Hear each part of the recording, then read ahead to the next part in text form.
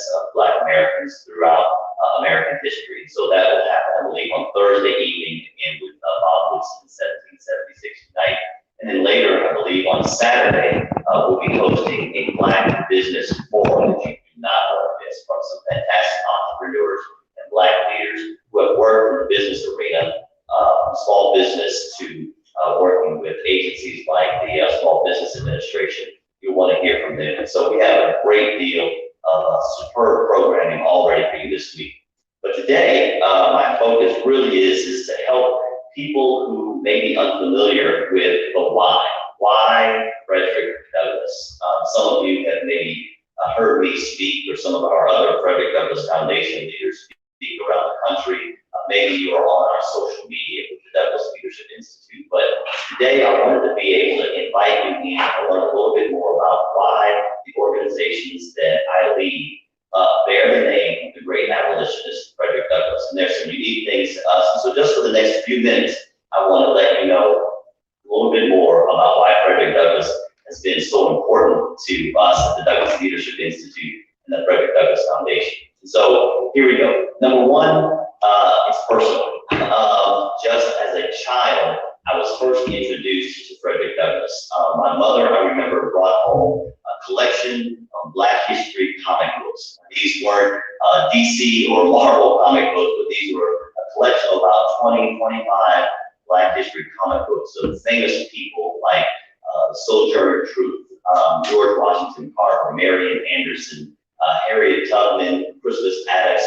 And as a young boy, I was really pulled into this world of Black history through these comic books. And one of the things, though, that I learned as a young boy, there was one figure who stood out. He had two comic books that were dedicated in this collection to him, and that was Frederick Douglass. So at a very early age, I was introduced to the great abolitionist Frederick Douglass.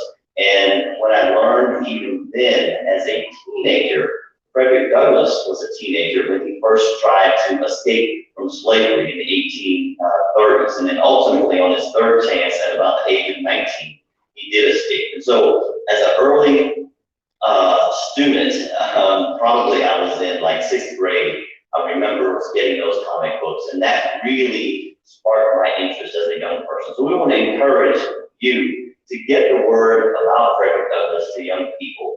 It can spark, I hope, a new abolitionist type of movement. So that's number one. Number two, I'll pause it there, but I just wanted to kind of give you an idea of, that's Reverend Nelson. He is the national chairman for the Douglass Leadership Institute. One of my personal mentors, and has done wonders in helping even me. Some of you may have known me from my infancy as a politician, right? I'm very different. And he's kind of helped cultivate that leadership. And that's one of the things that we do at the Frederick Douglass Foundation. We try to cultivate leaders.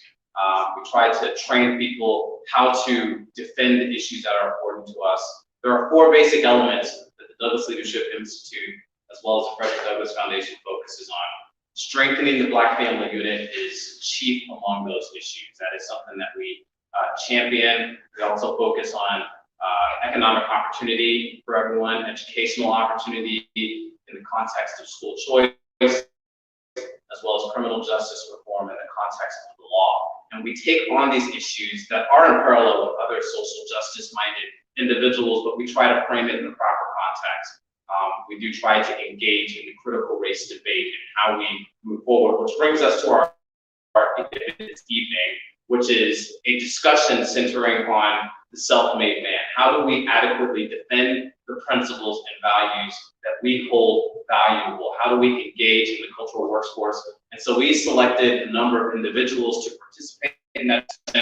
This is a small group, right? This is not, we weren't expecting to have like a big giant auditorium. So this will be an engaging discussion. I'm gonna have Devani Patterson, who is my vice chair for the Frederick Douglass Foundation. He's gonna come up, kind of walk through the flow of the program, introduce some of our panelists, and then we will go from there. We'll turn it over to get into the discussion. I want to challenge you all to be part of this discussion, be thinking about it. We'll have an opportunity to explain all of that. Good evening, everyone. Good evening. As Tori said, I am Vice President of Frederick Douglass Foundation in Maryland.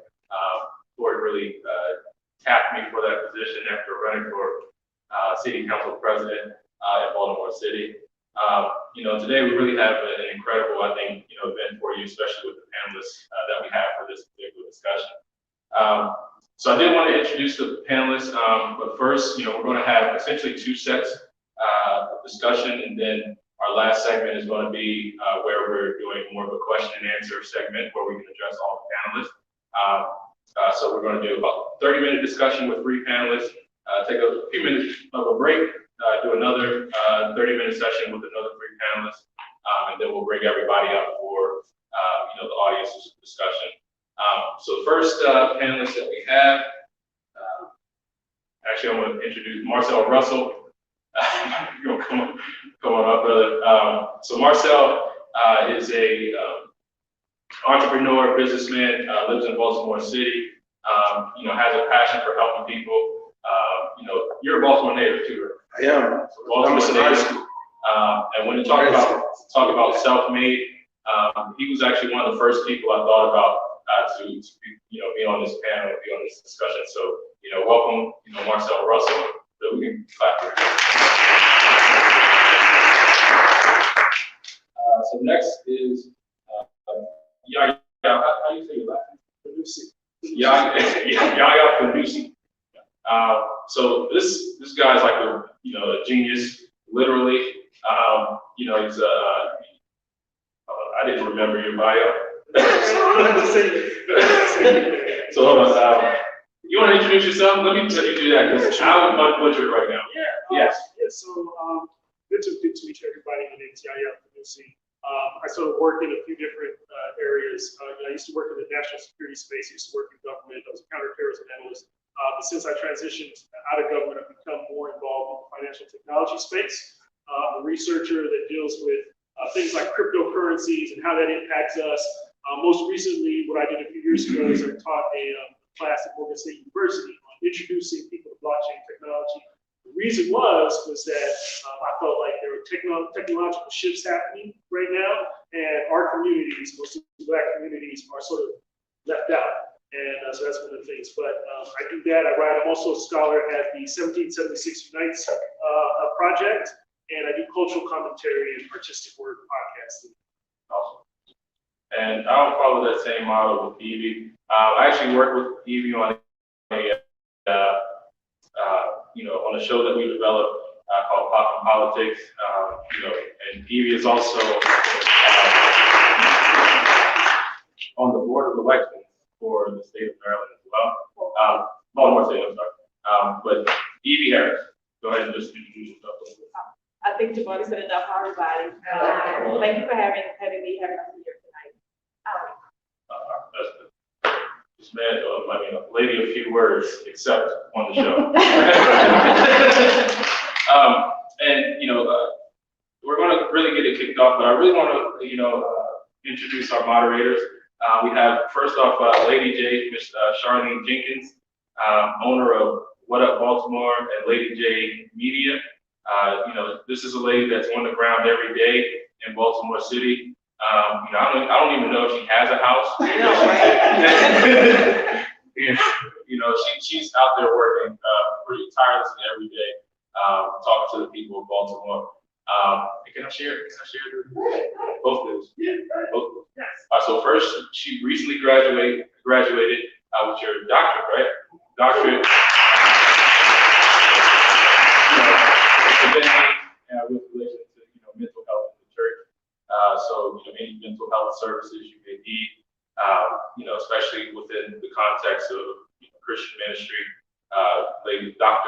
Lady J is your person to contact. And also, not too long after we had the Family Policy Summit in Baltimore, she was a registered independent in Baltimore City, and she actually became a registered Republican. So that's a big deal, right? Because we want to restore the true values of the Republican Party, especially that, when it comes to family, faith, and, our central freedoms.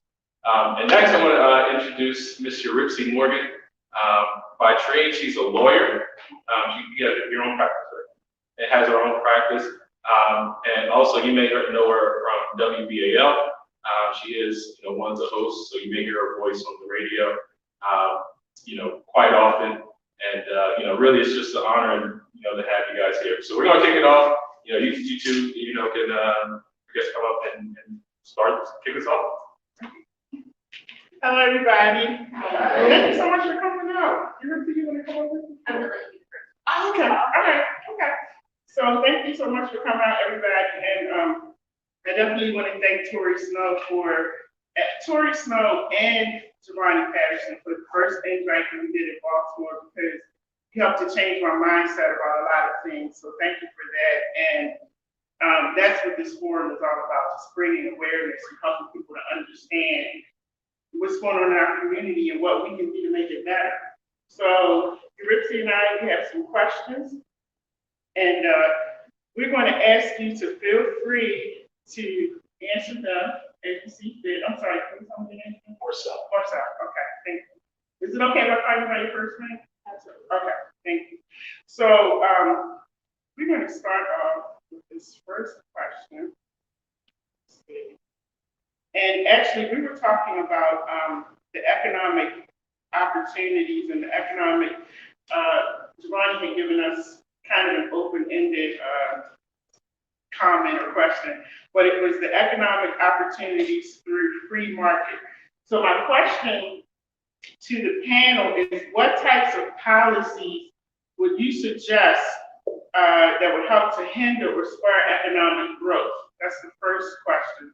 And then the second one is, what can we do as a community to ensure that economic growth and opportunities are available to everyone?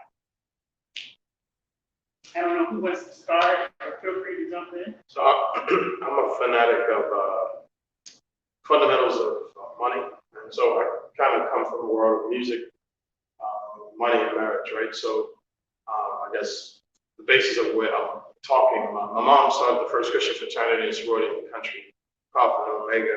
I come from a long, my grandfather, NAACP leader, preacher, from dad recently almost 100. So the religious side of it, it's very important to me in regards to marriage. Money, understanding money is big to me and music and its effect on the community. But in regards to money, I think a law should be passed that the banks have to teach or explain what are the fundamentals of how money works, in particular how they generate their income. Like things like the rule of 72, I think it should be mandated that it's taught in elementary school. But the institutions have went to the elementary schools, middle schools, colleges, universities, and said, if you teach any of these principles, I'm going to fund. So they designed us to be insanely ignorant to fundamentals of money. I got friends who graduate finance degrees at Harvard, and I'll go over a basic finance presentation, and they'll say, we covered 2 of those on my finance. Like, they won't even know what I'm talking about. And they studied finance at Harvard. So I think the ignorance of basic principles of how money works, because if you don't, everybody jumps on whatever new trend it is. But they don't understand the fundamentals. I always ask people, how many millionaires in America? And they go, I don't know. It's 19 million. That's enough to fill up New York and 4 other states. And they're like, are you serious? America only makes up 4% of the planet. It's about the size of half of my ear. But we have almost half of the globe's millionaires. How did they do it? Only 4 come from the lottery each day, and a small percentage come from Bitcoin. 1,700 new millionaires a day. Almost all of them come from part ownership of the 2,800 companies in the stock market, and showing people how that works and how compound interest works, how it's just really explosive. That all of those companies will have to fail on the exact same day at the exact same time. That's never going to happen in the history of the world. And so that average $15 a day can make any American in Walbrook Junction, the average person in the hood spends $15 a day eating out. And so if the average person in the hood being $15 a day will make you 3.5 million by the time you're 58, just using basic banking principles. I think it'll be a game changer. So most people are actually spending their wealth mostly because they're ignorant to it. So I would make a mandate that the banking principles, which I'm sure they won't, would be taught in elementary schools. And so in other words, you feel as though a lot of what's happening is by design. Oh, without it. I mean, I've seen one guy, he had a video, he says the lion is not going to tell the gazelle and the cheetah, I forget, he used 2 other animals. He said they're not going to tell them of how to get away. If they did what they wanted, then they got to eat each other. Right. He said, but if you figure it out, the lion's like, all right, they figured out how to get away. But they're not going to tell the gazelle, because then the gazelle's going to tell everybody else. So the banks, in essence, are not going to tell us. But I would have some sort of mandates that you have to give some sort of basic principles to how money works, because it's getting, I mean, Social Security is about to be gone in about 12 more years. 401k switched to pension. So at one time, the companies that they're investing for you, it's over. And so in the late 80s, early 90s, now it's on you, but you're ignorant. So the numbers of where the average millennial is at retirement right now is unreal. And the seniors, so they're saying we're headed to a poverty in the next 15 years is very similar to first century Christianity. I mean, that poverty is like something we haven't seen in 2,000 years. That's what they're saying we head in the next 50 years. Wow, thank you. Yeah. Well, let's go to E. So what policies do I think help or hinder? Let me start by saying, I think my overall focus would be on competition and ownership. And ownership meaning let's get the government out of more of the places where they are. Where the government, I think this is a big hindrance, that government incentivizes a lot of the, I guess I would say the uneducational, the disinformation that comes. And I think people in communities, particularly Black people in the communities, in their homes, we need to take ownership of our money. So where we are investing our money in that bank or in that credit union, we need to just not go and deposit a check or have a check deposited for us from the government.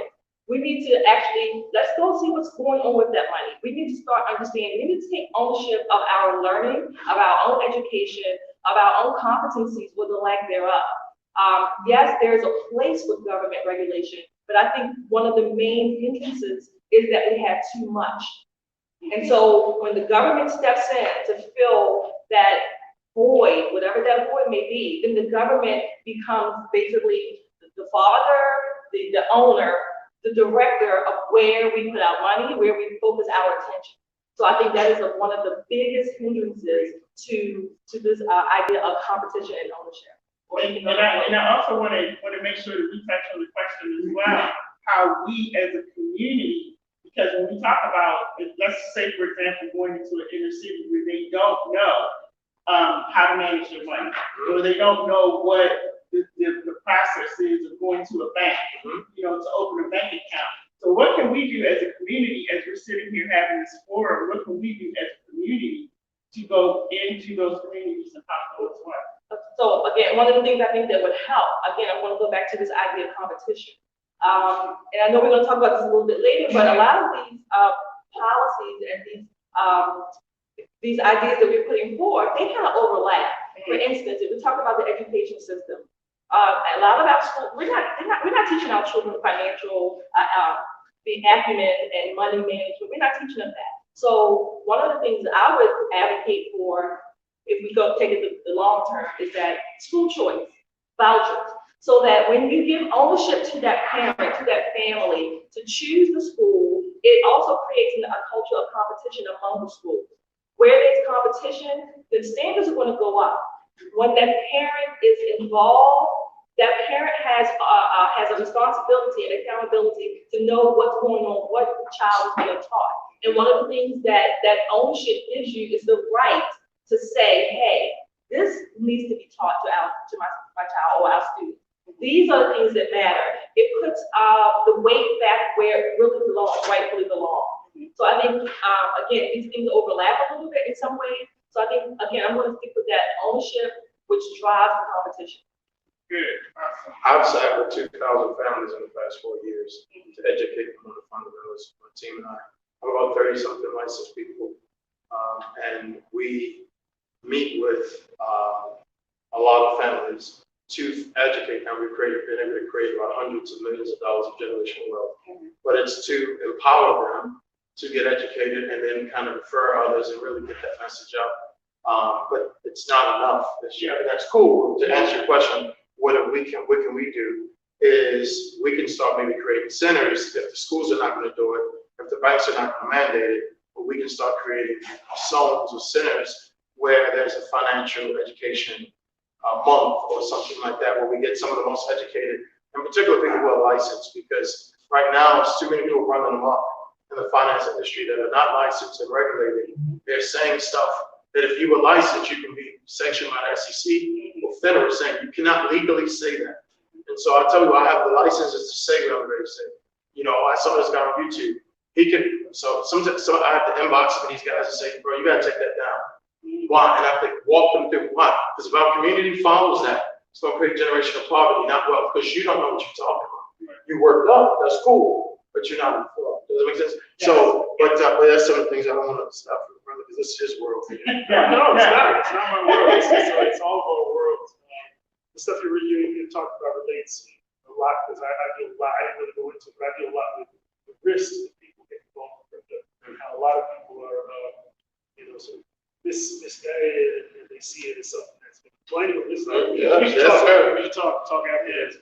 Can you all hear everybody? Sorry, can everybody hear? So yeah, I will. So I'll say three things. Posture over policy. The second one, lions or sheeps. And the third one, competition. Posture over policy is, in my mind, because you're asking about policy, but what I would say is that it's more important to focus on posture. As human beings, what makes us different from the animal kingdom, from everything in the creation, is our uprightness, right? Our posture. So your posture is very important. You deal with things being upright. And if you have a certain posture, you can deal with any policy. So policy could be, one economic policy or one political policy. But if you have a certain posture, right, your posture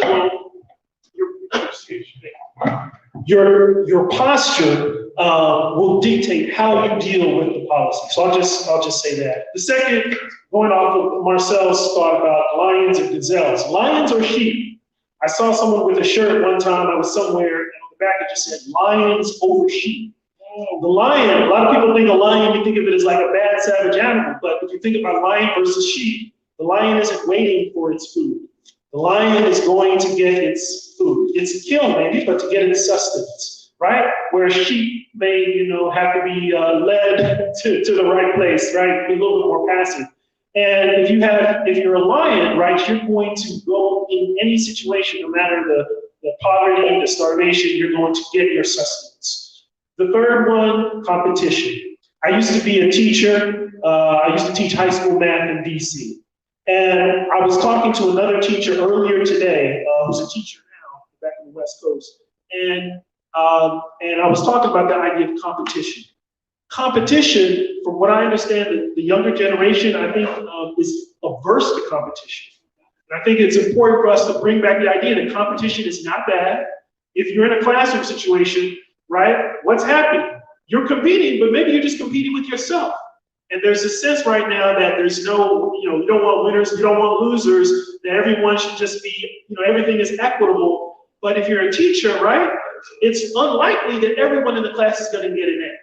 If everyone gets an A, you as a teacher must have done something wrong. Your principal will tell you, come on, Mr. Panissa, hey, how did everybody get an A? You're doing something wrong. And so we need to understand that there's competition in all that we produce and import.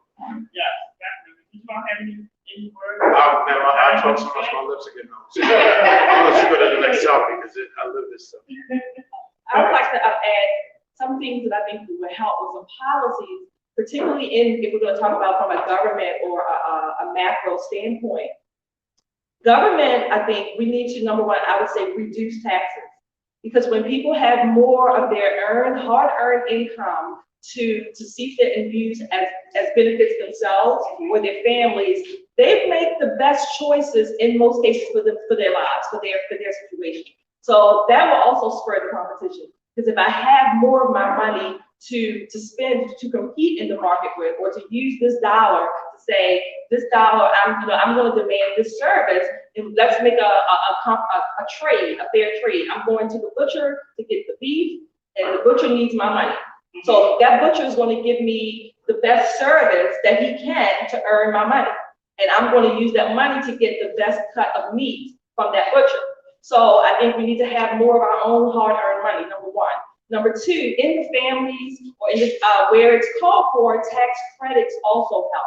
to spur that economic growth, particularly for families and individuals, and ultimately for the community, those tax credits. We can be compassionate and still have competition. Where competition, I would just say, in broadly so.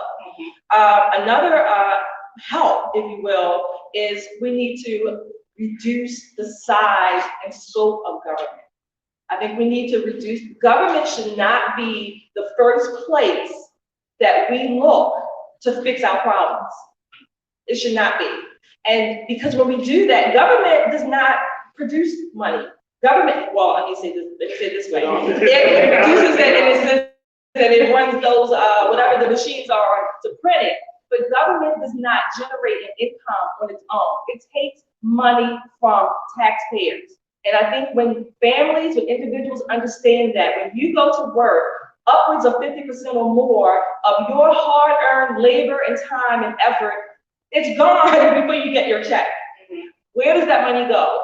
A lot of it probably goes to policies that you would not support if you actually knew what those policies were enumerated. You wouldn't support them. So we need to take accountability and responsibility to go and remind ourselves that government really works for us, and we don't need it so big that it overruns our lives. I definitely want to moving on, but I don't want to hold. In addition, you're talking about roughly a little more than 100 years ago, the universe, the planet has operated the same way the entire time. It was 95% entrepreneurs. It wasn't until the industrialized revolution that you started mass recruiting people to be indentured slaves. So now it's trendy. Now 95% of the country work for people. Well, the tax laws were never designed for people who work, who sheep. They were designed for lions. They were designed for people who create work.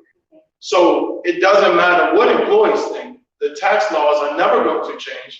If you didn't create work, Jeff Bezos, I had somebody came to me and said, I have a problem with all the tax benefits you have. I said, are you tripping? I said, what? I said, number one, they said, well, look all the money he makes. First of all, 180 million people bought, what is it, the yearly subscription? I said, y'all jokers bought that. Not Jeff Bezos would buy for himself. 180 million where you demanded a box the next day.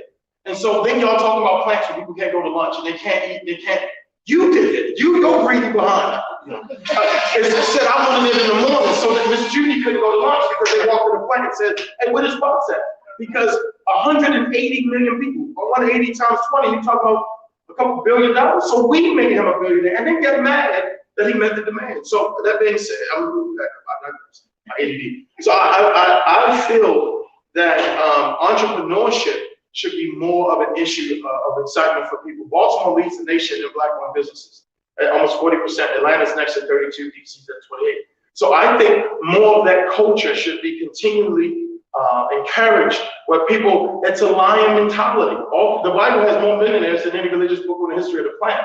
From Abraham to Job, to Lydia, to Peter. It was a mindset to go out and build, and you created work. So Jeff Bezos should be paying $0. You create enough jobs that you create 5 states of employees. You created work. You got retirement for me. You created a legacy for me. You did all of this stuff for me from following the demand. I'm not saying you should pay nothing, but if the tax codes are what they are, right? Jesus says this: get the government up. He says it over 26 times. Give Caesar what is Caesar's. He's big on get the government out of your house. But he's also big on entrepreneurship. He talked a lot about building great sound businesses for your family, create legacy. Proverbs 24:27 says you shouldn't even get married and have children until you are sure you can produce an income.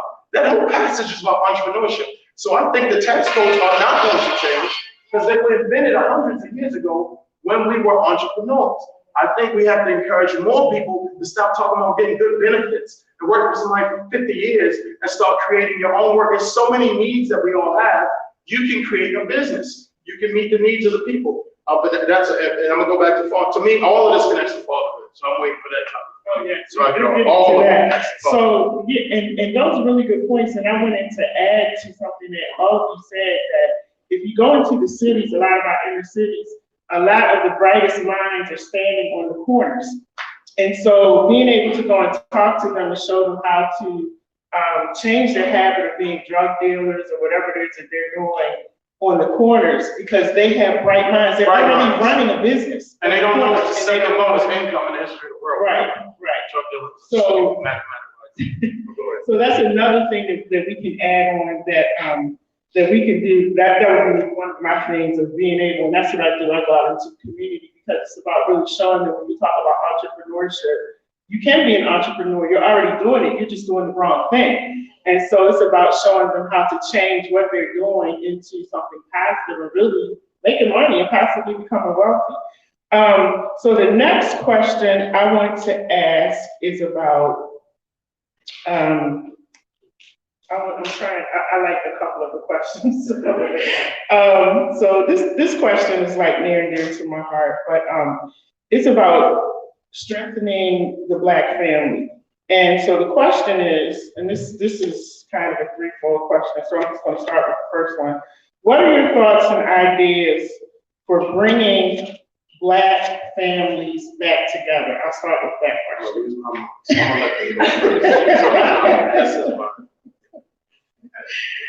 Again, the question is, what are your thoughts and ideas for bringing Black families back together? Well, You can get closer to the mic. oh, okay, I'm sorry. Okay, there you go. So, one of the things that I guess I would say used to be a mainstay of the Black family and families in general is that it was important to have a mom and a dad in the home. And we knew, at least in the Black community, we knew that a child without a father, we kind of knew this, I would say, instinctively. We knew a child without a father probably was not going to be a good kid, was not going to have discipline, was going to be unruly. Today, to even say that, you invoke all these emotional reactions, and it's just the truth. Children need fathers. They need their mothers too. They deserve both parents in the home. And it should be, it's lopsided now, at least in the Black community, where more than 70% of our children are born out of wedlock. There's always been out of wedlock births, but it was not upside down like it is today. Number one, fathers, you mentioned it, you said it, fathers are necessary. They are necessary for the home, for the rearing and raising of children. That's number one. To bring Black families back together, I think we also need to overcome or to get rid of this idea that a family is just what I say it is. There are too many definitions of what a family is. Teach. There are too many definitions, and that makes for confusion. Where there's confusion, there's no order, there's no structure. We need to have a definition, a standard by which we are measuring the vitality, the life, the healthiness of a family.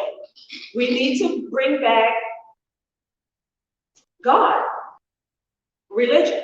Does that mean, when I say that, I get criticized? Well, no one's perfect. Absolutely. I would be the first in line to say, no, I'm not perfect. That's not what I'm talking about. But we have to have a standard by which we are measuring the deviation. If we don't have that standard, then anything goes. And that's not acceptable. That's not the best environment in which to raise a child. Children deserve, again, they deserve their parents. They are made in the image of God, and they deserve to have the best chance and the best path on which we can place them so that they can become productive, responsible adults as well. So, You look like you're ready to yes. to burst. I think I might be. Take your time. America makes a 4% of the planet, but we lead the globe in 12,000 years of fatherlessness. No one has broken the record in the history of life of a more fatherless than America. Almost a third of the country has some sort of mental illness. That's never happened. They said the number one connection is fatherlessness, right? I have a son, divorce, I'm just giving you some numbers. There's 100,000 police officers. Everybody like to bring up police. So There's 100,000 now left. There's 42,000 zip codes in the United States. 100,000. Each zip code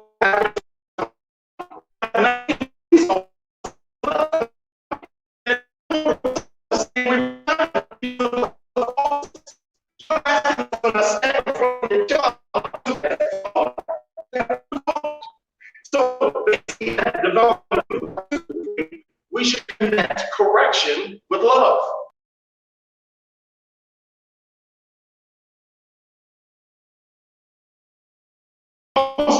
Our connection to, I just want to go over some stats. 45,000 fathers committed suicide in the past 12 months. That's 123 a day trying to get access to their children. Wow. There was a woman in Wisconsin, a white woman, that said, I'm so grateful for Wisconsin because she said they created laws to protect me from myself. What am I talking about yourself? I tell people, if you want to understand the darkest nature of any human, look at serial killers. That's about as dark as we get. So men serial killers, when we kill the victim, we normally mark the body, and 92% of the time we go home and watch the local news, right? To see if what we did is talked about. Because the further man is from God, the more he demands respect he didn't earn. Women serial killers are different. 91% of women serial killers, when they kill their victim, they lay beside the body to watch it die, or they sit across the room. The woman in Wisconsin said we need laws to protect us from our own dark part of our nature. She said there is no laws for us women. There is no laws for our dark part of our nature. I have 3 daughters. I constantly, hey, when one makes other man, I want this one to suffer. You 3. But that's their nature. So, and then she said, so Wisconsin has a law that before you granted a divorce, you have to have a plan in 30 days on how you're going to co-parent this child, or we won't grant it. They cut down their crime, 3 out per 1,000. Maryland, 16, almost 20 out of 1,000. Baltimore is 70 per 1,000. That's almost third world. It's getting to 1 out of 10 people are going to be violently, and they said the number 1 connection, there were no law. Paul said in the Bible, if it was not for the law, I would not know that this is sin. Paul says it must start at the law. He said before you talk about being spiritual, it's the law. He says how you know you're being spiritual is because you broke past eating the law. But you got to start at the law. He said if y'all don't have a law, you don't even know you're lawless. And this is from a guy speaking on behalf of God. So I tell people, we need laws. These are just some basic numbers. 71% in the Western Hemisphere of children killed domestically are killed by their own mom, by their own mothers. 76 of child abuse cases are done by the mother. What? I have daughters. I'm like, I need laws to protect my daughters from their dark parts of themselves. I love my baby girls, but if they feel like there's no accountability, the police reports came in. 70% of violence done in the home where the partner did not retaliate is done by American women. And so we have a documentary coming out about this, just trying to help change these laws. The government makes the money off of them. They want, why? Because if the men lead, we have less debt. I'm in the finance world. I do it. I'm in a household, the average female has 16 times more debt. The average person sees 5,000 commercials a day. 98% of all advertisements are geared towards the emotions of women. It's agenda. They don't care. They don't care nothing about it. They're trying to get paid. They don't even want the men. They're like, I'm trying to manipulate the emotions of the women and children in the house. It is an agenda. It is the same thing to God. We are after the nature of this. And so I'm like, so people are like, oh, are you saying like you're mad at women? No. Yeah, I believe people should be held accountable to their choice. Right? 1 Corinthians says, do not go to court for any reason, for anything you can arbitrate. Well, 75% of the cases in court could have been arbitrated, and almost 80% of the men were in there not because they were deadbeat. It was because the relationship failed. That's foul. 1.5 million false accusations are made per year in America. 75% are proven false. Those are engineers and doctors and fathers. Right? To me, this is absolutely, who leads in it? Black women. Leads in it. Black women in the past 10 years have done more false accusations than all European women in 18th and 19th century combined. We love our men. You put more of us getting beat and mutilated falsely. We were on our way to work. Somebody, the police came and slammed us and beat our head, and you knew it wasn't true. 16 15 times more. Am I mad about it? No, I'm saying there's an infrastructure to do that, right? I know my nature of my daughter, and I know if there's nothing to protect my babies, they're going to, I didn't see my children for 7 months. When I finally got to them, there were scratches over all my daughter's face. I said, we're immediately changing all this. Why, are you surprised? No, I know the nature of it's human nature, it's not personal. The universe designed how this universe designed. So I know my baby. So that being said, I'm gonna back up because I can get, stack after stack after stack. In Baltimore City, the Baltimore Sun came out with a report. It said 92% of females that did not have an active father will destroy their marriage within 8 to 10 years. Their own. Black women right now lead in marriage, the lowest in world history at 24% in America. But they're filing for divorce at 86%. All right, now I want you to hold that. Okay, because I'm listening. Because you preaching a sermon, so yeah, I want family, and I want, because our molestation of our women and the rape has gone up by 6 times since we removed fathers. Right, and I'm not even in the light of it. I appreciate your passion. Yeah, I really do. I should have brought me some water and a muffin. If I had seen the muffin, I would have been devoured. I would have been like, we have another panel. That's not we might need to blood sugar. Yeah. So, I'll just say three things real quick. One, obey the law against fornication and adultery. 2, marriage success is probably 90% of what you do after marriage as opposed to what you do before. And then 3, it's a family affair. And so the first one is, we know there's not a law in Maryland, Annapolis against fornication and adultery. But I think the key is that there is a standard that we need to follow, that there is something called fornication, that's adultery, and it's bad. That's pretty straightforward, but if you go by what you see sort of mainstream, that doesn't exist. So I think if you solve if you made it a standard to not fornicate and fornicate for the younger generation out there that maybe doesn't go to church or mosque or synagogue, fornication is when you have sex outside of marriage with someone that's not your spouse, and adultery is when you do the same thing and you're married. And so that would actually do a lot, because when you know you're not supposed to fornicate, you get married. When you know that you're not supposed to commit adultery, there's pressure for you to not mess up your marriage. Now, obviously, mistakes happen and people do those things, but we don't even have that as a standard in our public consciousness. So that would be, you can't have a black family if it's okay to fornicate and commit adultery.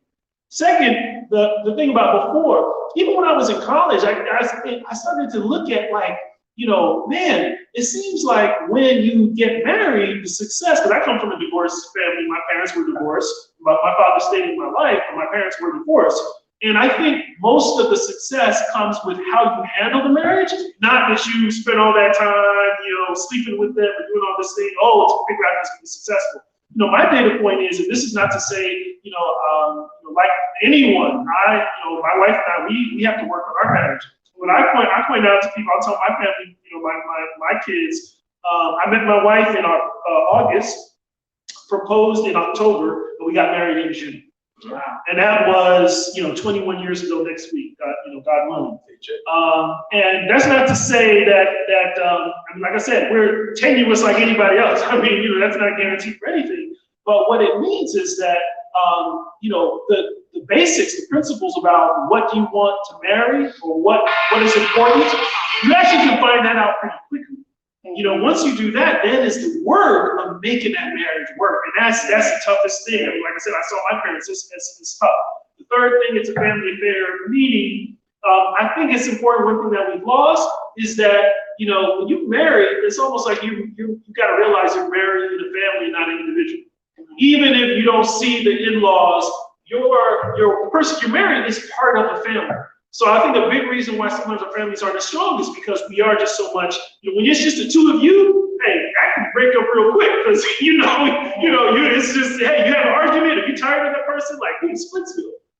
And I think if you are more connected to your wife's family or your husband's family, or you just understand you're seeing them as part of a family, if you try to bring the families together more, then that is going to make it more difficult to break up. Not a guarantee. None of this is a guarantee, right? but nobody's perfect. But I think those things would help us as a family, as a community. And the bottom line, marriage is work. I was married for 27 years. It's work. It's a lot of work. And I still want, what she said to 30 seconds. 1 minute. Like Yaya said, the work is for the married. So Yeah. for people, many people have been divorced. My parents were never married, so I didn't even come from a family that was my mom married my dad. But I can say, and my dad, when he wasn't in my life, he was kind of in the streets. He's a better grandfather than he was a father today, and I so appreciate that. But for those people, for people who are divorced or have been divorced, I would strongly urge that you make that divorce or how you relate in the divorce, because that's important. That has an impact on your kids too. Absolutely. So you have to still make the child, the dependent child, the focus and how we're going to parent as best as we can, even if we're not living in the same household. But I don't want to encourage people to start there. Don't want you to try to have a household marriage, make the best of it. And we know in all cases it's not going to work, but then you make the best of that. Still focusing on the child. And we're gonna move along really quickly because we have another panel that's gonna come behind. And just to follow up, piggyback on that, I have a couple more things that I wanted to ask you in relation to what we just talked about. So if you could give me some really quick answers or some advice. As we know, we have a lot of black on black crime going on right now. We have a lot of that going on. We also have a lot of African-American men who have criminal records who cannot get a job. They are trying, but they cannot get a job because of their criminal records. And we have a lot of fathers right now. Father's Day is coming up, but we have a lot of African-American fathers who are incarcerated and they can't be at home. And so in your opinion, what is it that continues to plague the African-American families where we keep falling into this type of these problems that are in our communities? You said quick answer? Very quick. I mean, he actually gave us a lot of information in his comment. He actually gave us a lot. I think if I could sum it up, I would say a lack of accountability, a lack of responsibility, a lack of self-discipline. And that, again, we can unload that in different ways, but I think it still starts back in the home, what's being taught or what's not being taught. That's my 30-second speech. Okay, yeah. My 30 seconds is, they're hard breaks. It's interesting you asked this question because I have an uncle who we just found out is getting out back home to California. This is my mom's younger brother. He's been in 26 years. Wow. It was three strikes. And so we're very happy that it sounds like he's going to be out in the next month. But if I were to tell you the story, though, my uncle, as much as I love him, he was in and out of jail since he was like a juvenile. And so he was, unfortunately, got into a bad situation and did all that time. But there were all these little steps throughout his young life. And so there's no easy solution. There's hard breaks, especially when you put yourself in a situation like that. Shared parenting laws off the break, equal access. I guarantee you, I believe Baltimore crime would go down about 50% if we had shared parenting and mandates for all of these young children that's doing all of that to be with their fathers. I can go to insane stats about when you remove a father, what that does to the mind of the child almost immediately in terms of violence. But I'm just saying laws around shared parenting need to be mandated for the sake of all of our safety. That's all I have. And I just wanted to add that I agree with all of what you all said, and we do need men in the homes. And if you're not in the home, like you said, there needs to be some shared parenting. Like I said, I was married for 27 years and then divorced, but my son is right there. He's 25, and his dad and I did an excellent job, I think, with shared parenting. And so it definitely makes a difference. And actually, we were talking when I came in the door tonight. So, that's very important. We do need, because as a woman, I can't mother my son, especially when he was going into puberty. I don't know what it's like to be a man, so we definitely need our men. The next question, criminal justice reform within the context of the law. Again, a lot of our Black fathers are incarcerated. So you can have these. Yeah. I want to make sure That's everyone fine. here has. Okay, all right, cool. Pass the help. I'm on. Thank you all for your. Yes, just take just a couple minutes. I want to give people a couple minutes to stretch your legs, and then we'll start getting into our minutes. I'm on the west side. Amazing. That was, this is my first events.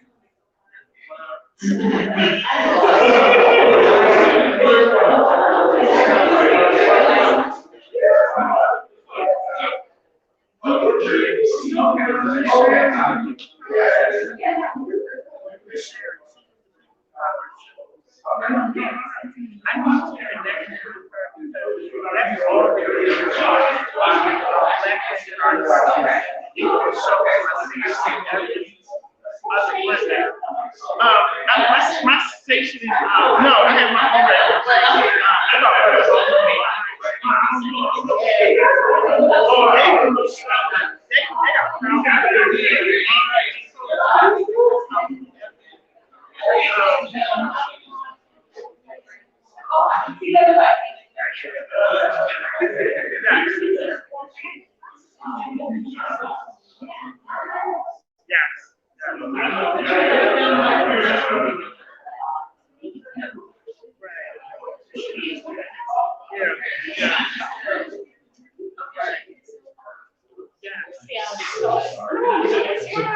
I want to make sure.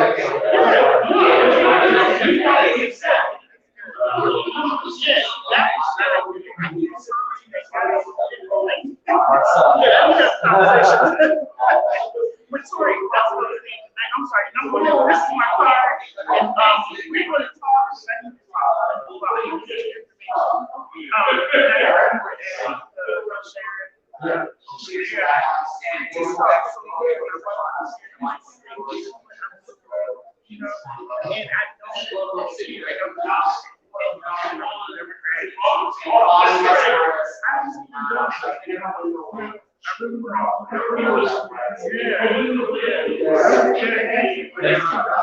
I actually have copies of the report.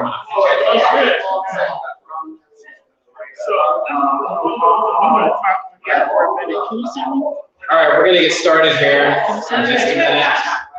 While you guys are milling about and heading back to your seats, I did want to give you guys a quick update. This Saturday in Baltimore City at the Greektown Event Square, Bob Woodson Sr. Anybody familiar with him? He's the head of the Woodson Center. We will be having the Douglass Leadership Institute Leadership Awards. That'll be happening this Saturday evening, Juneteenth celebrations. And we will be having this banquet. We're gonna have Bob Woodson there. I have a couple of tickets. If you are interested, please see me. It's a fundraiser for the Douglass Leadership Institute. I think registration closed as of today, but due to my powers, I suppose. I have a few tickets. If you really want to be in that room, it's going to be really, really big. I really would encourage you. Catch me after this program. and I can get your information and make sure that you get added to the list, because we want as many people there to support Bob Woodson and the work the Woodson Center is doing. At this time, we're going to continue our discussion with Rick Morgan.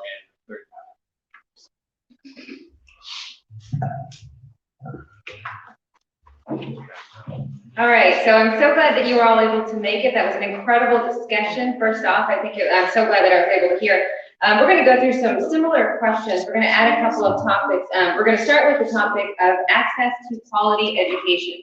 This is one that hits pretty close to home for me. Both of my parents were immigrants. My mom fled the Civil War in El Salvador.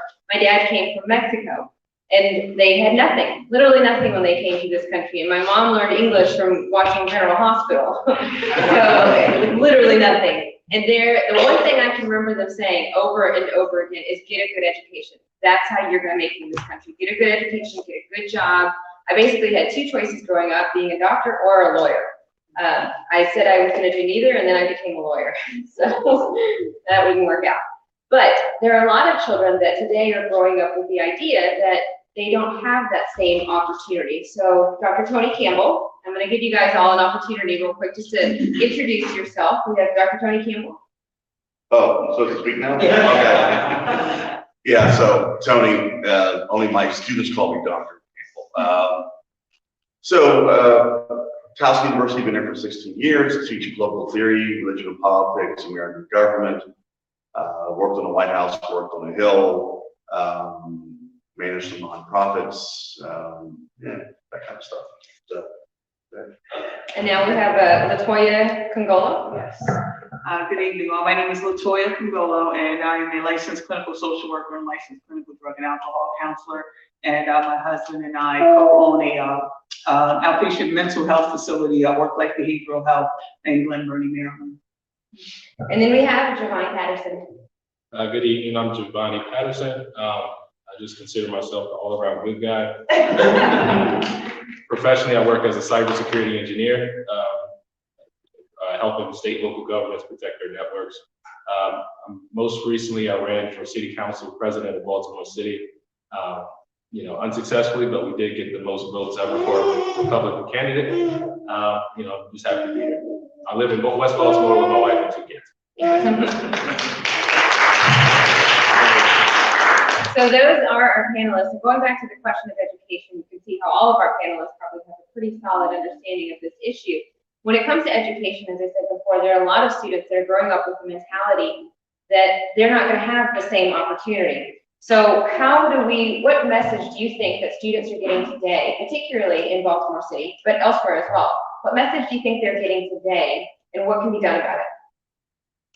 I don't think they're getting a message, or the message is negative, that it's not important for learning and education and success and the things that I'm 55 years old, so my parents taught me that same thing. I'm a first generation college student, and it was expected for me to succeed.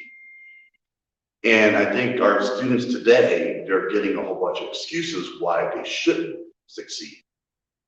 It's almost like, well, you're not going to succeed because you are this, you are this, you are this, you are this. And so you're what, and I think this is planned that then you're feeding into, and we're all we're human beings, and if negative stuff goes in, negative stuff's going to come out, because that's how we're hardwired.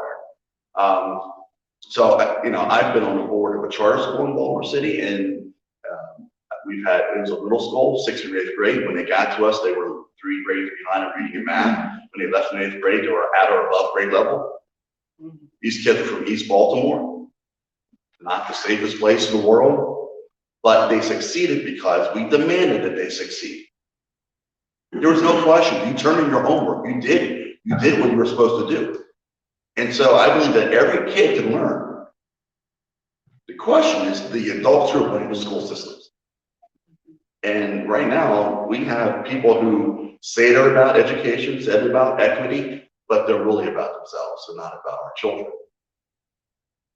And that's unfortunate. And we talk about school choice, and I think those are good things. But then the state decides how many charter schools can exist in Baltimore City. and they don't allow them because of the teachers use that control the politics of education. So it's all a cycle, and quite frankly, our students are paying the price for 2 generations. We're going to talk about that accountability aspect in just a moment. Latoya, what do you think? What message are kids hearing? And from your perspective and the work that you do, what impact does that have on children? Yeah, and, you know, definitely with the work that I do, I did some social work in the public school systems, and I can tell you that the schools seem to be straying away from reading, writing, and arithmetic.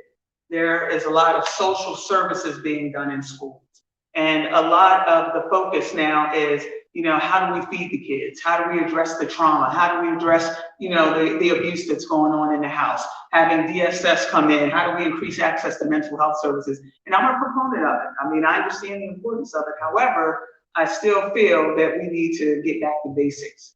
And we need to now put more emphasis on how do we prepare these children academically to be successful as adults. So that I really think that there should be more emphasis on that. Giovanni? So Latoya took my answer. Just looking at my notes.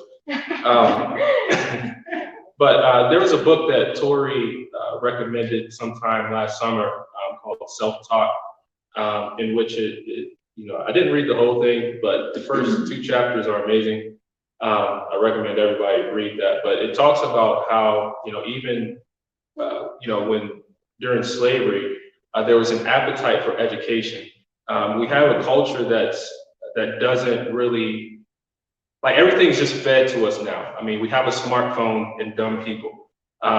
You know, there's a lack of the respect of education. Like, even this past school year, our kids weren't really writing, you know, all online, all typing, all virtual.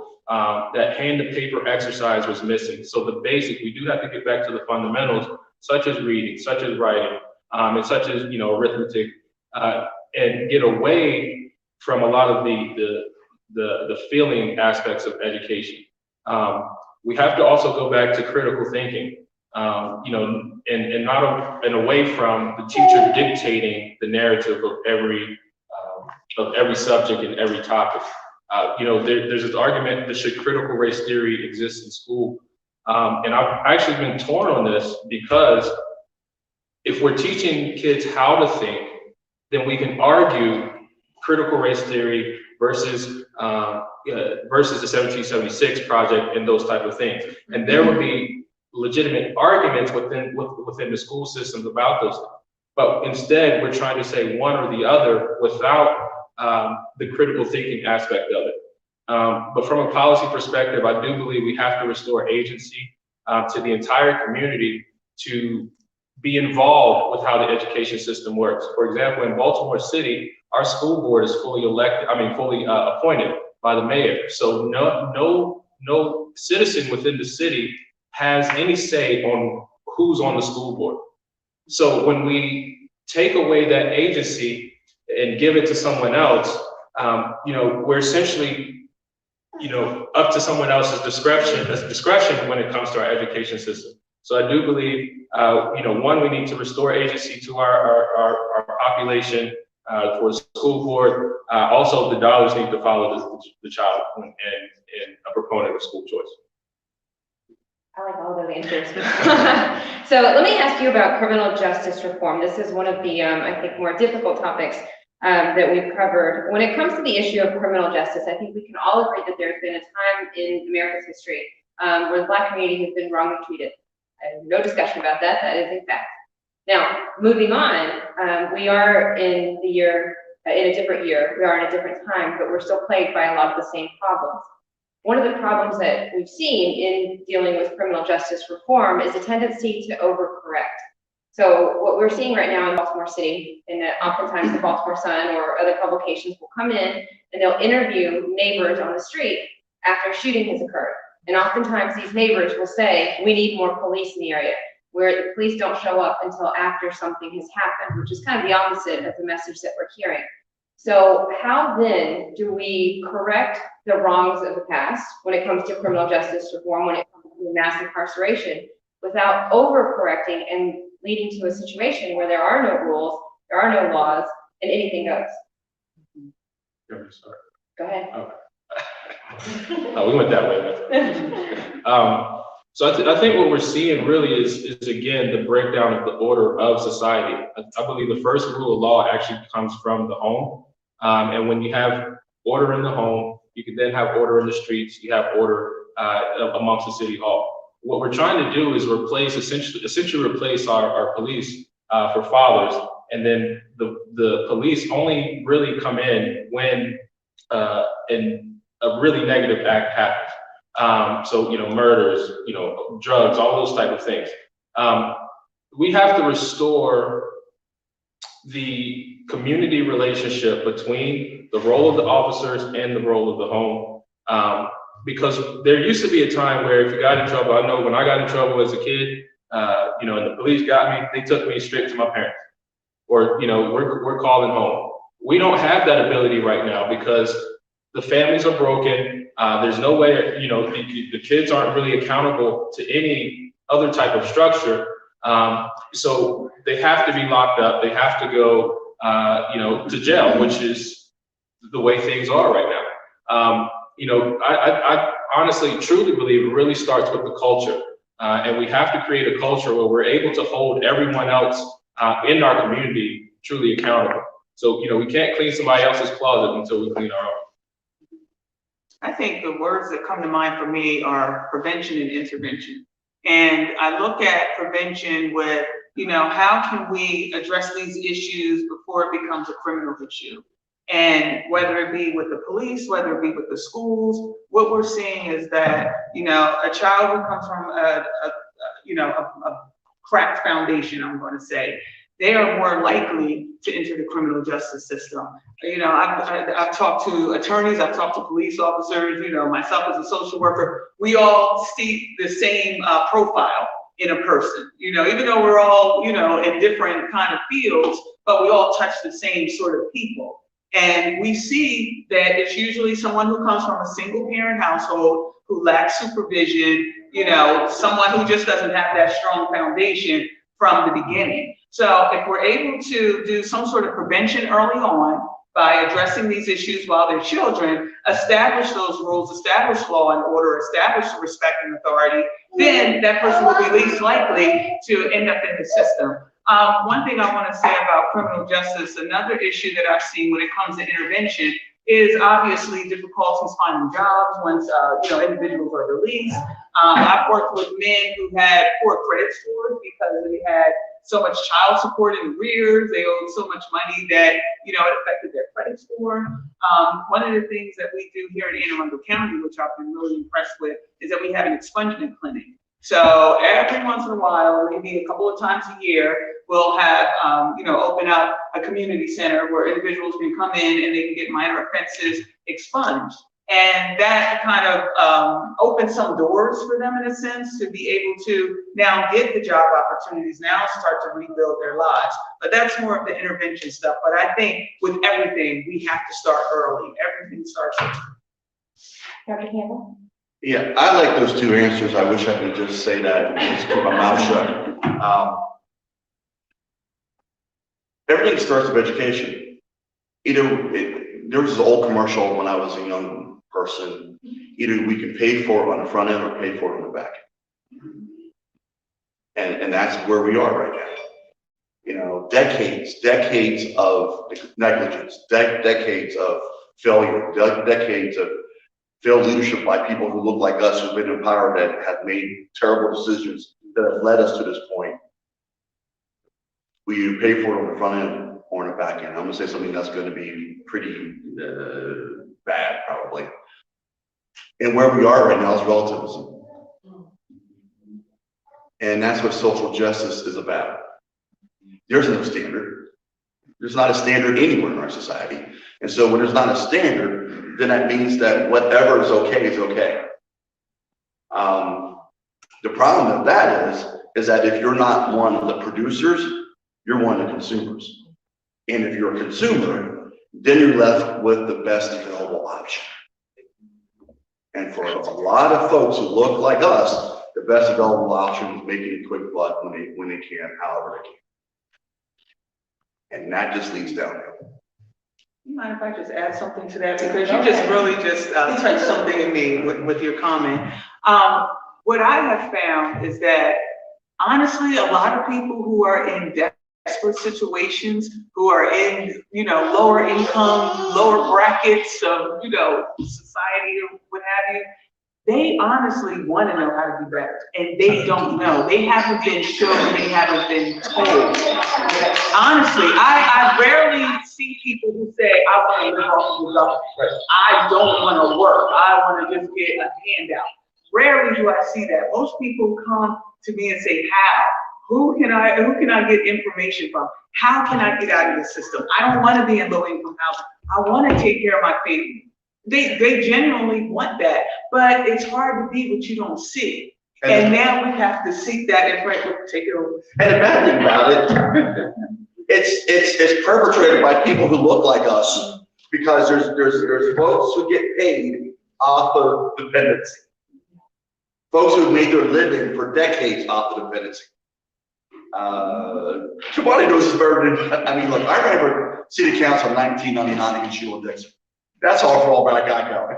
But Giovanni lives this, and it's the same cycle over and over and over again. And that's what quite frankly ticks me off.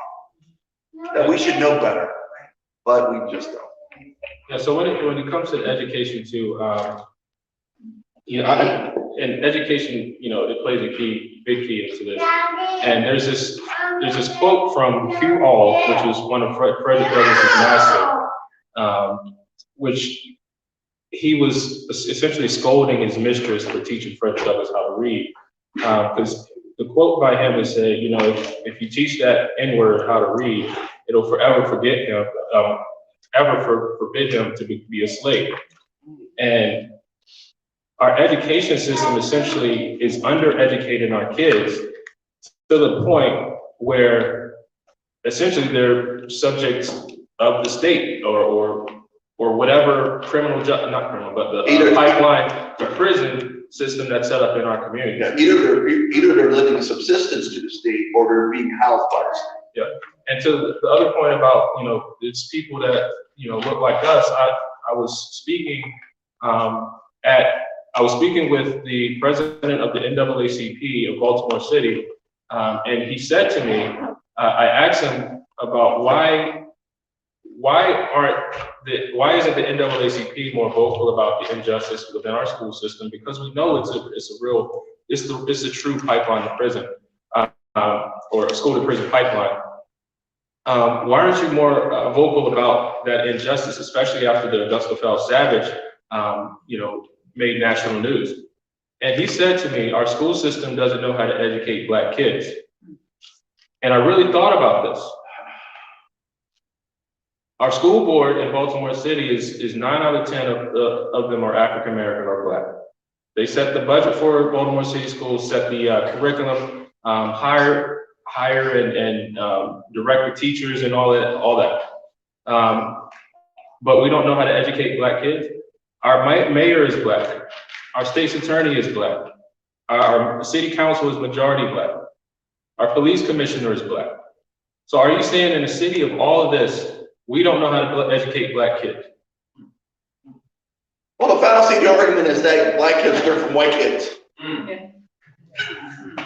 So it's us. This drives me nuts. It's us perpetrating this school to prison pipeline, which again affects our criminal justice because it starts early. And it seems like our systems are intentionally uneducating the kids on purpose. So I don't remember what this event is called now, Tori, I apologize, but I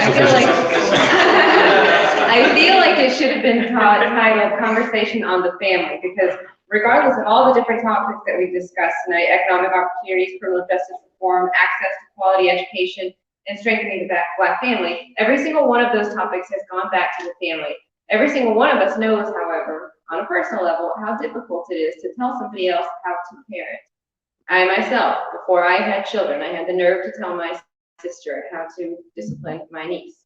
That did not go over well. I was not invited back over for probably a solid 2 months. And we lived down the street from each other. Then I had my own children, and I realized it is very difficult to parent. even in a house with a husband and a wife and a fairly stable income, it's still hard. So now you have a situation where you have a lot of single parents, you've got a lot of abuse, you've got a lot of trauma. How do you help people to parent their children? You know, it really takes for us to have an open mind. You know, I mean, I'll be honest, I didn't know. I grew up in low-income housing, single teenage mother. I didn't know what a healthy family unit looked like. I did not know how to be a wife. I did not know how to be a mother and not beat my children with every instrument I could find. I did not know how to do that. And it took for me to actually study it. Like, I have 2 degrees in social work and a degree in, like, I have 3 college degrees and 2 licenses. And it took that in therapy for me to really unlearn a lot of what I was taught as a kid.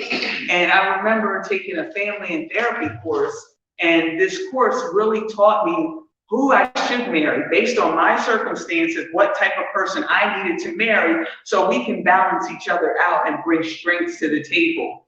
And then it taught me how to be a parent, how to discipline effectively, how to communicate with children, you know, without putting my hands on them. And it just amazed me at what I did not know. And I had to open my mind to doing things different. And as a result of that, I'm just going to say knock on wood as of today, because I don't know what the future holds for my family. But, you know, my husband and I are going to be celebrating 20 years of marriage. My parents weren't married. My grandparents weren't married. How am I 20 years into this?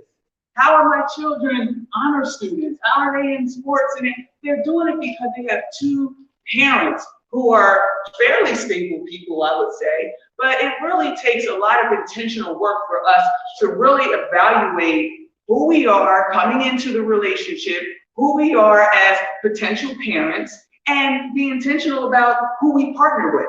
Like, for me, I looked at it as I am donating my eggs to the best possible donor. That's the way I looked at it. I am not donating my eggs to just anybody. I mean, it really was like a high standard for who I was looking for. And that's what we produced as a result of me being intentional and breaking those cycles, not perpetuating the single parenthood, the lack of education, the fatherless home. I did not want that. I hated it growing up, and I didn't want it for my children.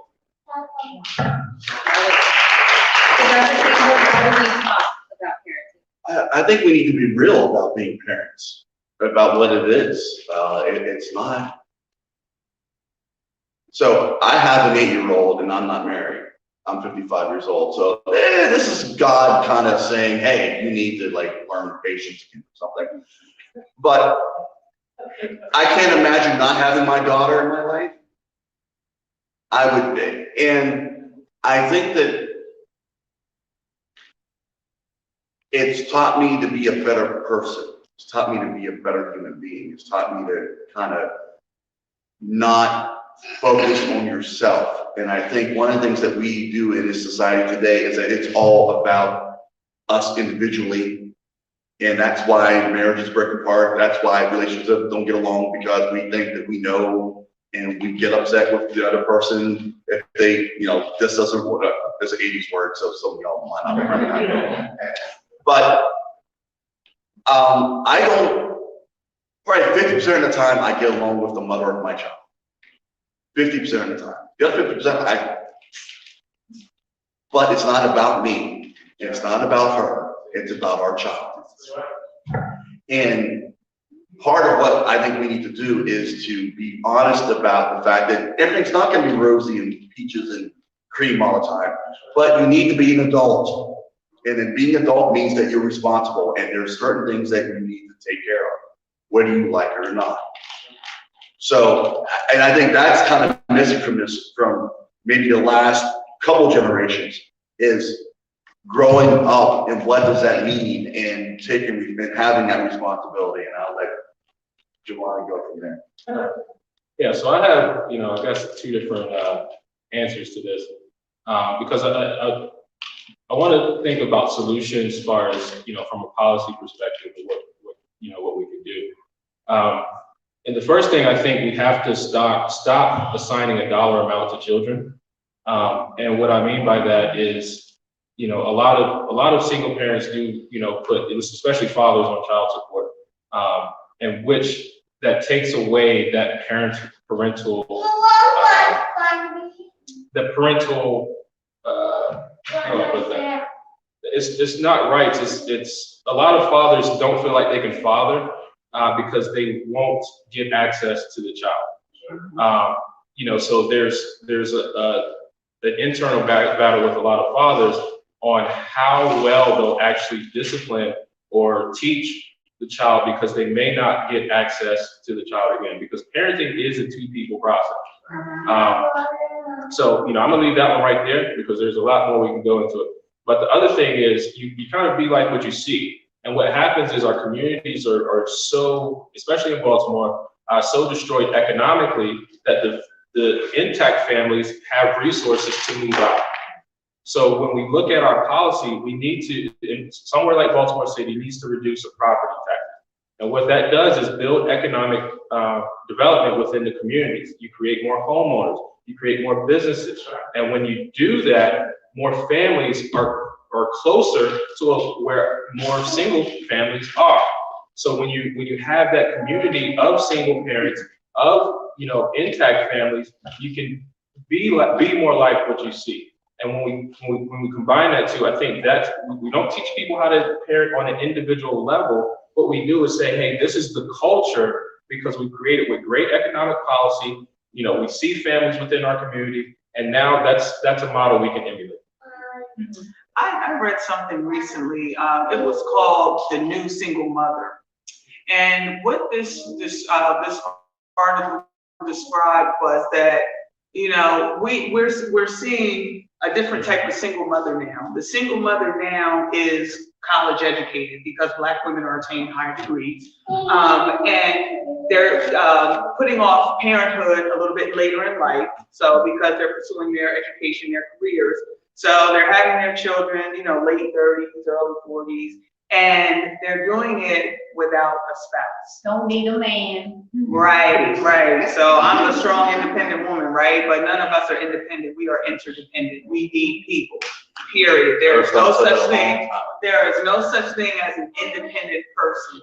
And when you see this new age, strong, independent woman who's the new single mother because she's not on government assistance, because she's making a 6-figure salary, she doesn't need a man. So now we're putting the price tag on the man there, not just the child, but the man. We don't need him because we have an adequate salary. Not seeing that your child is just as impacted by not having a father as me growing up in a public housing unit. There's really no difference. So if we don't bring the value of the man back into the house and what he brings to that family, then we're going to continue to perpetuate this cycle. It's never going to end. We're going to now find ourselves, you know, single Black women who are educated with no husband, and the children are still fatherless, and the outcome is going to be all the same. You're absolutely right about that. I think we're about to wrap up, and I just want to tell you all thank you. I think your points were all very well made, particularly the issue of discipline in the home. We put enough emphasis on the role of the father. I can tell you just very quickly before Tori Snow kills me over here, but I can tell you very quickly that when the pandemic happened last March, it was a huge change in the Morgan household, because the girls and I have a 6-year-old and a 4-year-old, and we tend to do things our way until Dad is in the house. And we're together, but he works crazy hours. So when he was home for that first month, I remember my 4-year-old comes to him, can we have our popsicle now? And he's like, what popsicle? It was like the one we have every afternoon after we wake up from our nap. What are you talking about? So what I mean is there is an important role. There is a disciplinary role, and it's one that's shared by both parents, but particularly more on the role of the father oftentimes. It's a different type of discipline. Yep. So thank you all for all of your input and the time that you spent with us. So thank you. All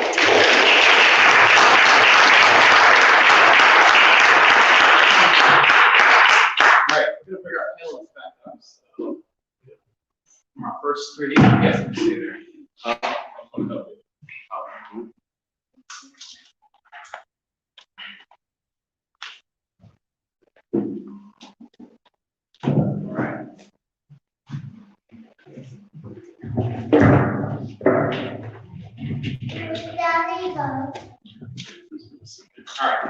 So at this point, you guys will have to share the mic. So our vision for a lot of these events, and this is kind of how FDF tries to do things, is we try to make it so that everyone is engaged, right? Our mission tonight was to provoke thought, to challenge people to reconsider maybe some of the ways that we approach some of these solutions. I wanted to take some time and give our audience an opportunity to either weigh in on some of the things that you've heard tonight, or maybe to ask questions from our panelists. We have about 20 minutes. I did make a little extra time into this, but at this point, I want to invite our audience. At this point, I'll come by with the microphone. I'll hold the microphone for you. You can ask a question, you can make a statement, and then we'll probably get maybe 1 or 2 responses from the panelists. Be sure to share, the microphone as we do that. So with everything that you've heard tonight, is there anything that anyone wants to start our discussion about? All right, Ms. Leah, I knew it. Good afternoon, and I do thank you for inviting me. My name is Leah Green. I'm the mother of a lifer. I have been married 62 years. Wow. And I'm here to say that I think we dropped the ball. Us old heads dropped the ball with the young people, and we're blaming young folks for everything. And I just want you to I can talk you to death, but you want people to pull their bootstraps up. They don't have boots on. I have been in the streets, and I know this for a fact. I've seen grown men cry. They love their children like the mamas love their children. The system has orchestrated this negativity to break up the family. And I do remember when back in the 50s, a man couldn't even be in the house with a woman, his family. For her to get the help she needed to pay rent, welfare. I'm telling the truth. This is an orchestrated mess we got ourselves into. So I would like to see us look at economics. Can you imagine what would happen to us if we just spent our money on others for a year? Teacher. Just 1 year. I sure will tell you. That's all it takes. And the handwriting and these women out here, they don't want a man. They think they can really raise these boys. You can't raise a man, boy. You can't do it. But I'm going to let you guys, who wants to speak first? Well, can I? Oh, sorry. No, go ahead. Okay, so Miss Leah, I'm sorry. So there was I think she's an attorney named Maggie Anderson, and she wrote a book. It was called Our Black Year. To your point about spending on us, and she's a Black lady with her family, and so for a whole year they focused on only buying groceries, clothing from Black-owned businesses. Yes. And what they found out was that there were not a lot of Black businesses, and I think they were in Chicago, but there were not a lot of Black businesses, and what they had to, to fund their family or to feed their family. So that was a struggle, but she put that effort in, and part of that was her research, and the economics is very important. When we don't have fathers in the home, you mentioned the 50s. I use the Good Times show analogy a lot of times. The Good Times family, they were intact, they were poor, they lived in the projects, but they refused to take the subsistence of the government, except for that family housing. But they worked, they struggled, but their family was intact. I don't mean to, but I have to share this. I remember because my family members was the first Section 8 in Maryland. And I knew we were going downhill then. Putting them young gals in homes with Section 8 and no rent, right? And first thing they did was develop bring the boo in and the who, and it was just an orchestrated effort to where we are today.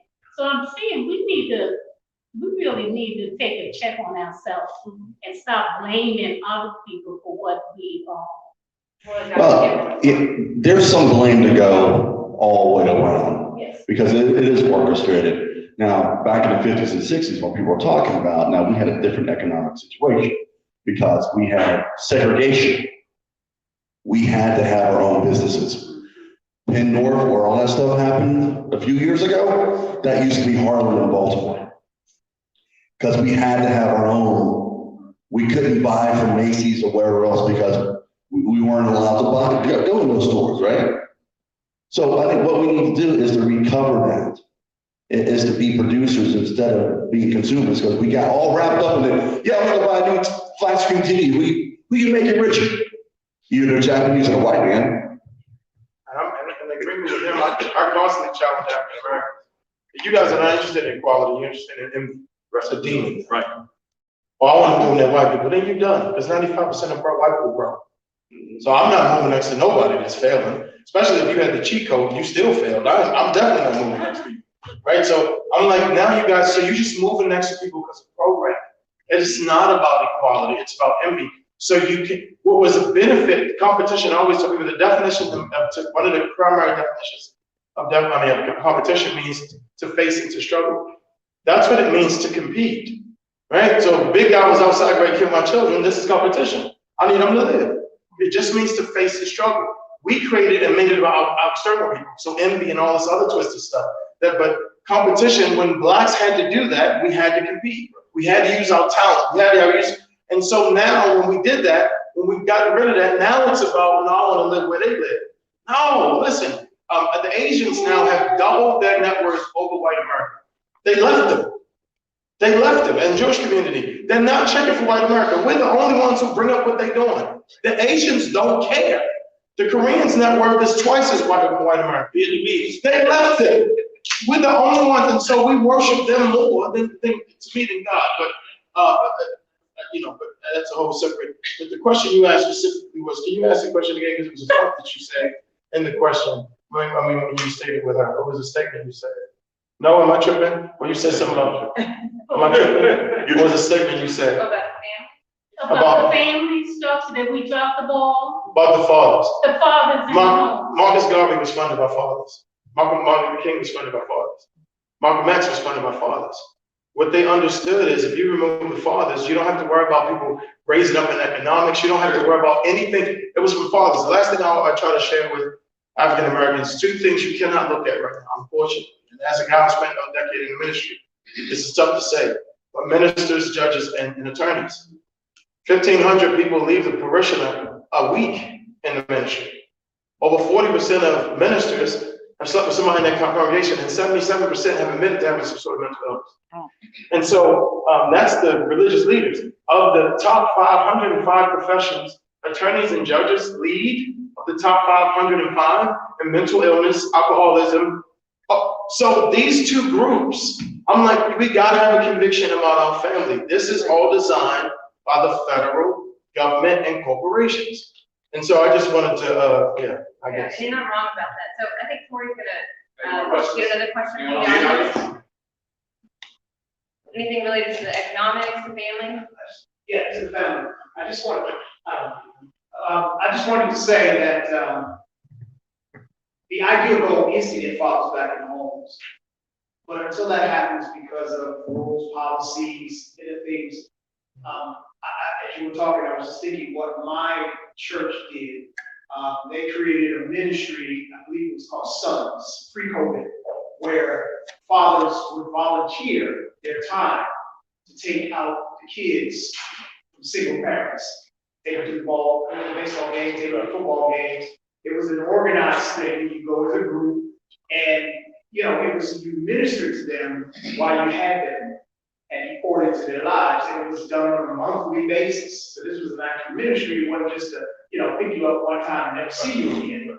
And they were able to pour in these young men's lives, as well as have sessions in the church, leadership and stuff. And then at the end, there was like a graduation. So using fathers who have extra time or just want to pour into the kids. I have a question actually for our panelists. When you think about our general discomfort with the victimhood mentality, you think about Frederick Douglass's Self-Made Man, which if you haven't read that speech, I really encourage you to read it. They would have canceled it in a heartbeat. What do we need to do? Right? Like what do we need to do today that we're not doing? And what is it going to take for us to get to that next step. I'll just go I think it's happening already. A bourgeoisie class is being developed. Every nation has classes, and it's not because you want to develop classes. Most classes were developed because there was a small group that got sick of the majority, and then they started making more valued decisions. And then they started being more unified. And so what's going to happen, I believe, over the next decade in the African American community is there's going to be a bourgeoisie that the rest of the group is angry about, and they left them. But it's like we lost everything trying to bring you here.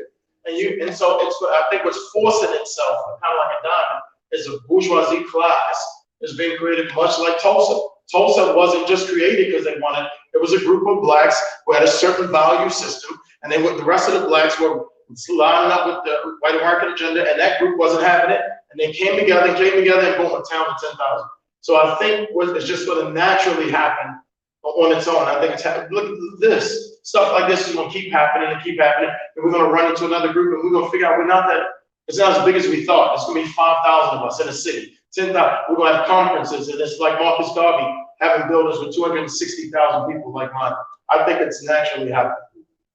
But speaking of the values, though, what Tulsa was built on was family, was the value of family, was the value of education, was the value of economic.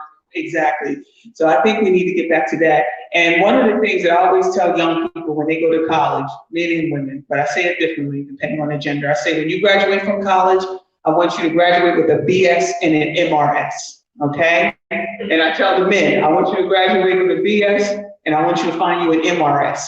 Because the truth is that we have to start young. My mother told me something, and my mother was a very honest, genuine, authentic woman. But she told me that the Bible says, be fruitful and multiply. But what she said was that you have to start young. Fruit grows from a young vine. And when you start young with your family, building your wealth, building your business, then you'll reap the benefits. So now, not there yet, but getting there. But what I'm saying is that we need to be intentional when we go to college and, seek that partner out that we're going to be able to grow and build with. When we go on a job, we need to look at that job as a temporary solution. Go there, learn skills, get in management, learn those transferable skills so you can now move towards opening your own. Because the LLC is the important, that's the easy piece. For me, it was really the operational stuff. When I worked at mental health clinics, I learned how they ran, how they treated clients when they walked in the door, how to do an effective assessment, how to bill for those services. And I took all of that and opened my own clinic and got it off the ground a lot easier. So we have to look at the job as temporary. Get that 401k early. I got mine when I was about 22 years old. And I remember the guy telling me, one of my coworkers, older man, you need to open up a 401k. I'm like, why? I'm only 22. Like, that's the stupidest thing you can say. Build that money, let them match you, and then you can use that money for your house, for your business. Nobody talked to me about this stuff. But these are the things that we have to start doing early. And this conversation, I just want to say, is not about race. It is not about being critical of the Black community. This is us. We need to be accountable to our community. We made it here. We're sitting here. We need to take our information and resources and take it out to the community because they need us. And that's our responsibility.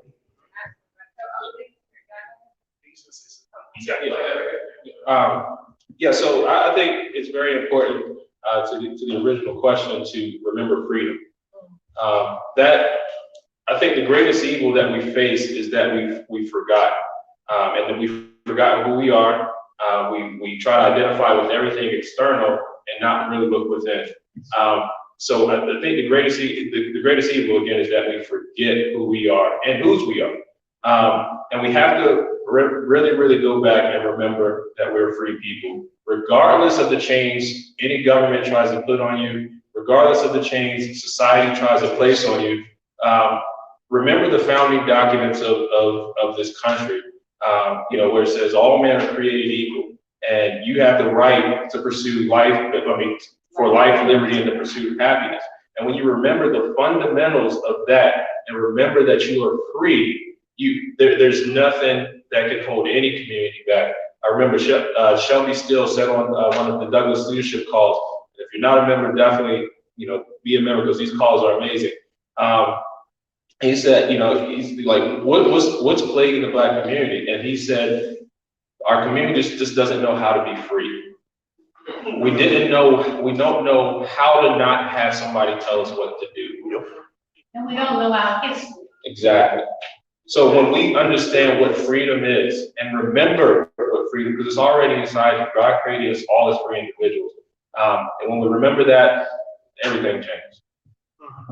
I'll say something simple, I think, is, especially for the men, socializing with each other, being friends. So I think a lot of times we talk so much about these big things and the big policies and big structural things that need to happen.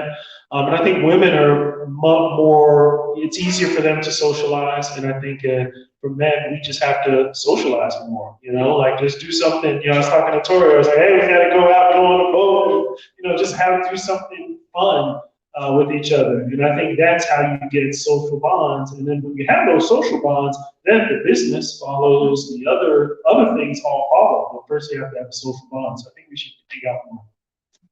Wonderful. Can we go all give us a hand, please?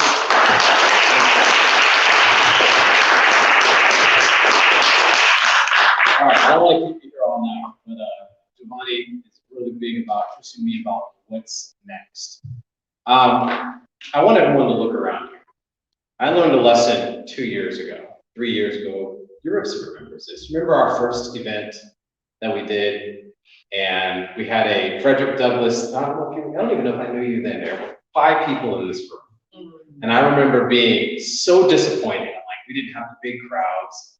We easily could have filled this room with whatever message, with whatever we're doing, with tons of people. I don't want anyone to walk away from this activity tonight feeling that it was not productive. You have some of the most powerful thinkers in the state of Maryland right here in this room. I really believe that. Every single person on this panelist was handpicked. Giovanni and I spent like 3 days trying to figure out who we were going to get to be part of this discussion. This message has been recorded. This message is being put out. And more importantly, this message is being reproduced. I assure you, with a certainty, for every one of us that are in this room, there are 15 or 20 others that are in Baltimore City, I'll be so bold as to say. In the city, in the state of Maryland, there are people who are invested in our community as we are. I want to encourage you. I don't want anyone to ever feel discouraged that the movement is lost. Some people may say it's about republicanism. To me, it's about neither of those. This is about a passion for what our community can be. I read too much history to accept the narrative that is coming from the 1619 Project, to just accept that where we are is where we're always going to be. I know we can do better, and I know there are other people that just need to get that push. So with that in mind, I want to challenge you all with at least 3 specific actions. The first one is very self-serving. I would invite you to go to fdfmaryland.org, join the Frederick Douglass Foundation, become a member. We try very hard to be very frugal with the resources that we are blessed with, but it does take resources for us to do some of the things that we're doing. We're building, we're continuing to strengthen our platform. Join the foundation, you get emails, you get updates, you get access to our Leaders Lives call. Join the Frederick Douglass Foundation of Maryland. That's one thing. Number 2, there is an event happening in Baltimore City this coming Saturday. Douglass Leadership Institute Juneteenth, it's an annual Juneteenth awards dinner. If you are able to be there, if you want to be there, let me know. I'll find a way to get you into that room. I think ticket sales ended at 5 o'clock today, but if you want to get there, I will get you in that room. We need people. There's going to be a lot of people. I think right now, last we checked, I'm checking some emails with 70 or 80 people. Bob Woodson Sr. is going to be there. This is something that we built. All right, we didn't get help from anyone else. We didn't go begging for the Republican Party or anything. They came to us asking to be part of this, right? And that's what we're building here. We're pushing this movement. So I want to encourage you to be aware. If you're able to make it to our event Saturday, be part of that. And then, Giovanni, I think we scheduled a membership meeting for the Frederick Douglass Foundation of Maryland for the Next Tuesday. Yeah. Next Tuesday evening. It'll be a Zoom call. Even if you're not a member, the invitation will go to members. But if you're here tonight and you want to be part of that Zoom call, just make sure I have your contact information. We'll make sure you're invited to that. Those are just 3 things that you can do related to the foundation. I want to encourage you to tell a friend, talk to your friends about our movement, connect with each other, network with each other. There are people from a broad variety of backgrounds. Make sure you connect with Yaya. He is amazing. We've been chatting. He's a scholar. He's a scholar with the 1776 Unites. His wife is working on, she's still doing the program in Baltimore. So can you tell people just about the program? About my wife's work? Yes, so my wife works for an institution that is located in Towson, and it is called the Institute for Islamic, Christian, and Jewish Studies. And it's an interfaith educational organization. And she runs a program called the, oh my God, I'm blanking on Justice Leaders Fellows. And this program is a program where it focuses on Baltimore, and they get leaders from around Baltimore who want to deal with the issue of justice, but from a different perspective. And this year, their cohorts are dealing with economic empowerment. And if I can share a little bit, she wanted, people were talking about sort of economic justice, and she took it and she said, well, you can't have justice without being economically empowered. And so this program runs every year, and I know next year she's going to want to get others involved. So can I give her everyone's card? Yes. At this, because I think she would really want to link up with you all. And that's the kind of thing, you're going to want to connect with Ms. Leah Green, with Marilyn Cure, very involved with criminal justice reform. Ripsy Morgan, WBAL, myself, WBAL. I mean, Lady J with What's Up Baltimore. There's power in this room. Movements grow from what you are seeing here. So I don't want anyone walking away feeling like, oh, I thought it would be bigger or anything. We focus on quality, not quantity. Right. So with that in mind, I want to thank you all so much for joining us this evening. Thank you for being part of this.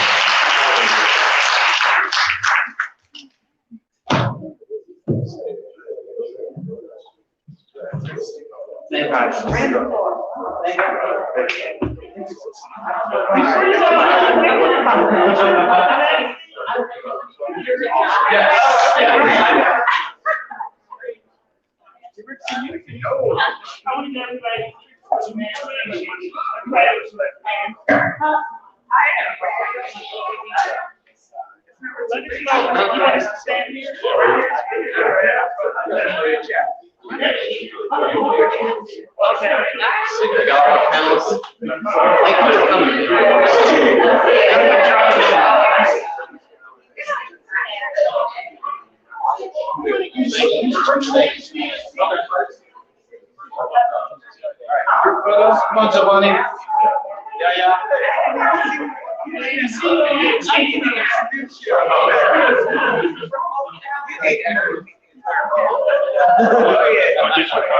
Hold on just a second. I got